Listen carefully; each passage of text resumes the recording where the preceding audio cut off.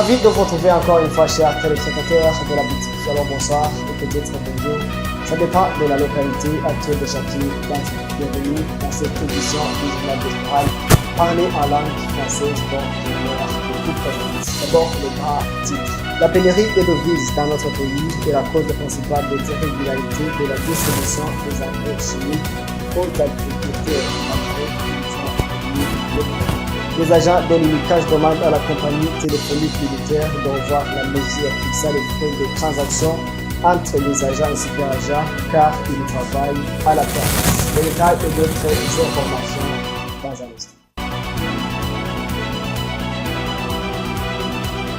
Bienvenue encore une fois. La pénurie des devises dans notre pays est la cause principale des irrégularités de la distribution des engrais chimiques aux agriculteurs malgré qu'ils ont payé les frais. Explication d'ingénieur Prosper Dodico. Il est le patron du ministère ayant l'agriculture dans ses attributions au Burundi. Les détails dans son portage. Le ministre burundais ayant l'agriculture dans ses attributions, ingénieur Prosper Dodico, explique que le fait qu'il y ait toujours des agriculteurs qui n'ont pas encore reçu l'engrais chimique qu'ils ont payé est dû à la pénurie des devises. Ubu abenegihugu bagiye ku murindi ukomeye wo kurima. Ubu tugeze kw'itoni ibihumbi 110 ku mwaka. Actuellement, la population s'est mobilisée en masse pour l'agriculture. Nous sommes obligés de mobiliser 110 000 tonnes d'engrais par au minimum. Une tonne importée coûte $1,000. Si vous multipliez, vous marquez que c'est une grande somme. C'est alors la cause principale de ces irrégularités. Nous avons l'espoir car il y a d'autres usines qui sont en train d'être implantées et cela pourra résoudre le problème d'insuffisance d'engrais. Tukavuga tuti umwe afata ibihumbi nka 4 uwundi 4 gucyongera tuzoheza dukemura ibibazo. C'est la question concernant quelques travailleurs de la Nagesa qui n'ont pas encore reçu leur salaire durant les derniers 4 mois. Le patron du ministère de l'Agriculture a répondu ainsi. Nivyo hari abakozi bakorera na Jesu batebwaronke uburyo kuko murabizi yuko c'est une réalité qu'il y a des personnes de la Nagesa qui n'ont pas encore reçu les salaires. Mais n'oubliez pas que la précédente saison culturelle a été la plus abondante car les récoltes de maïs ont été immenses jusqu'à ce que les agriculteurs eux-mêmes ont supplié l'État d'acheter le surplus. Vous vous souvenez que nous avions prévu d'acheter 30 000 tonnes, mais nous avons surpris de collecter plus de 7 000 tonnes. Nous remercions l'État pour les efforts fournis en payant tous les agriculteurs qui avaient vendu le maïs à la Nagesa. Et ces travailleurs peuvent patienter car nous avons parlé ce sujet avec le ministre des Finances et a permis de régler cette problématique. Ces réponses ont été données mercredi le 30 octobre 2024 lorsque ingénieur Prosper Dodico était l'invité au sein du Sénat. La question sur les engrais doit être posée par le sénateur Ernest Naimana de la province Burundi et la deuxième par Aaron Douabike représentant la circonscription de Rutana. Les agents de l'UNICAJ demandent à la compagnie téléphonique militaire de revoir la mesure fixant les frais de transaction entre les agents et les super-agents car ils travaillent à la perte. Gilles Varnena Kimana pour nous en dire plus. Comme il l'indique, les agents de l'UNICAJ travaillent à la perte. Après la mesure prise par la compagnie téléphonique mobile limitée, les informant que les frais de transaction entre agents et super-agents seront appliqués. Nous travaillons difficilement car les électroniques en provenance de la compagnie limitée sont devenus casse-tête après la hausse des prix et les frais fixés sur les transactions effectuées entre agents, ce qui est incompréhensible pour nous. Depuis le 1er novembre, nos travaux ne se portent pas bien. On ne sait pas pourquoi l'unité a pris cette mesure. Si tes électroniques se puisent, tu ne peux pas les avoir facilement. Quand un autre agent te transfère 100 000 flambeaux des électroniques, il doit payer 300 flambeaux des frais et si tu le fais plusieurs fois, tu dois comptabiliser une perte. Ces agents demandent que cette mesure soit revue.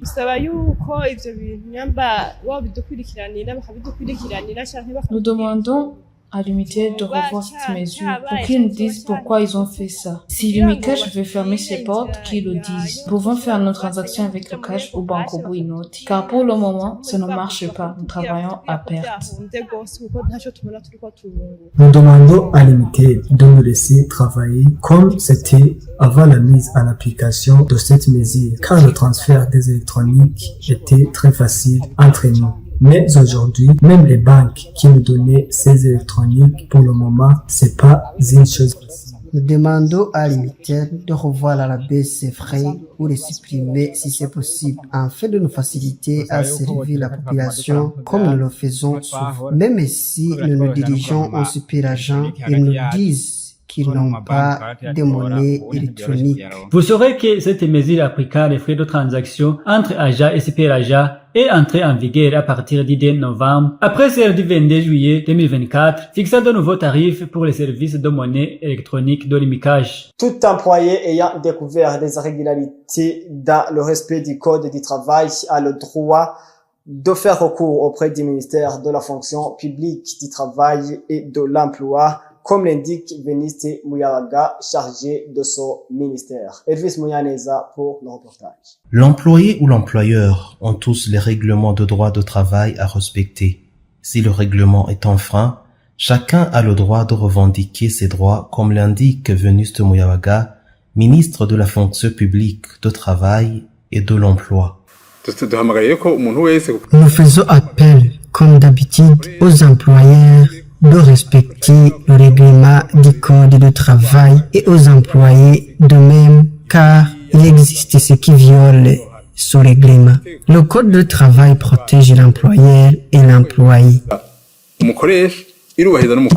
Veniste Muyawaga mentionne que si l'employé a constaté des irrégularités, il a le droit de se rendre au ministère de la fonction publique pour demander une régularisation. Nous veillons à ce que ce règlement du Code de travail soit respecté. Une fois ce règlement est bafoué, il y a des sanctions qui ont été prévues. Nous effectuons des inspections dans ce service où de tels cas de violation du Code de travail se manifestent. Mais s'ils ne sont pas au courant, nous interpellons à celui qui a un problème de faire recours au ministère. Vous saurez que dans certains services, il existe des travailleurs qui craignent de réclamer leurs droits de peur de perdre leur emploi. L'avant-dernière actualité de notre journal. Les prix des produits alimentaires ne cessent d'augmenter sur le marché. Notre équipe a fait des tours sur différents marchés, dont le marché de Côte-Ouest du Sio, pour s'enquérir de l'état des prix des légumes. Blenda Deborah Ilambona pour le reportage. Certains parmi les aliments consommés sont en hausse, comme l'explique le commerçant du marché de Côte-Ouest et de Sion. En général, toutes choses sont chères maintenant. Les choux, il y a ceux de 1000 francs beau, 1500 et 2000 francs. Un sac est désormais à 50 000, 55 000 ou 45 000. Avant, c'était à 35 000 francs beau ou à 40 000 francs beau. Un sac de carottes maintenant, c'est 5 000. Et le kilo, c'est 2 000. On va 2500 parce qu'on ajoute un ticket, puis celui qui va le transporter. Avant, un sac, c'était 50 000 ou 60 000 si c'est cher. Maintenant, on ne sait pas si c'est le cultivateur qui hausse le prix ou le transporteur. Un kilo de piment, c'est à 16 000 francs beau. Un demi, c'est à 8 000 francs beau. Un sac de piment, désormais, c'est 300 000 francs beau. Avant, c'était à 5 000 ou à 80 000 francs. Maintenant, un sac de puma, c'est à 300 000. Dans un sac, il y a 22 ou 23 kilos. Je regarde si je vends à 15 000. Je vais faire faillite. Il faut que je vende à 16 000 francs pour avoir le bénéfice d'un kilo. Les aubergines, c'était à 45 000 francs ou à 60 000 francs. Aujourd'hui, c'est 110 000 francs un sac. Un kilo, c'est à 3 000 francs. Ces commerçants demandent au gouvernement de les aider à propos de cette hausse. Nous demandons qu'on diminue le prix. On demande aux cultivateurs la baisse de prix. Les légumes sont riches en vitamine A, en calcium, en fer et en acide folique. Ils favorisent la santé, renforcent le système immunitaire de l'enfant et préviennent les maladies pendant l'enfance et à l'âge adulte. Place maintenant à l'actualité internationale avec Ella Gloria Kaz. Le président du Nigeria, Bola Tinubu, a ordonné la libération de tous les adolescents arrêtés lors des manifestations d'août, ainsi que l'abandon des accusations de trahison qui pèsent contre eux. Au total, 76 manifestants, dont 36 mineurs âgés de 14 à 17 ans, avaient été inculpés de trahison, incitation à un coup d'État et d'autres crimes pour avoir protesté contre l'inflation galopante et la précarité économique. L'inflation atteint des niveaux records, le Naira est en chute libre et les frustrations de la population continuent de s'aggraver. Ces arrestations avaient provoqué une vive indignation et attiré de nombreuses critiques contre le gouvernement. La crise du coût de la vie au Nigeria a poussé des milliers de jeunes dans les rues des principales villes comme à Abuja et Lagos en quête de meilleures opportunités et d'une réponse aux difficultés économiques croissantes. Au moins 22 manifestants ont été tués lors de violents affrontements avec les forces de sécurité. Malgré ces protestations, le président Bola Tinubu maintient ses réformes économiques qu'il considère cruciales pour stabiliser le pays. Le Nigeria, bien qu'étant l'une des plus grands producteurs de pétrole d'Afrique, est confronté à une pauvreté endémique, une corruption généralisée et une insécurité croissante, en particulier dans le nord du pays où des gangs armés enlèvent régulièrement des civils contre rançon. Et en Espagne, c'est au tour de la région de Barcelone, 350 km plus au nord, de subir un épisode de très fortes perturbations. L'aéroport de la ville et les pistes ont été inondés, entraînant annulation des vols et déroutements. L'Agence météorologique nationale Espagne EMET avait émis une alerte rouge à matinée pour Barcelone, indiquant qu'un danger extrême en raison de pluies torrentielles depuis hier matin. L'eau a envahi les pistes de l'aéroport El Prat de Barcelone, le second en importance en Espagne, ainsi que son terminal.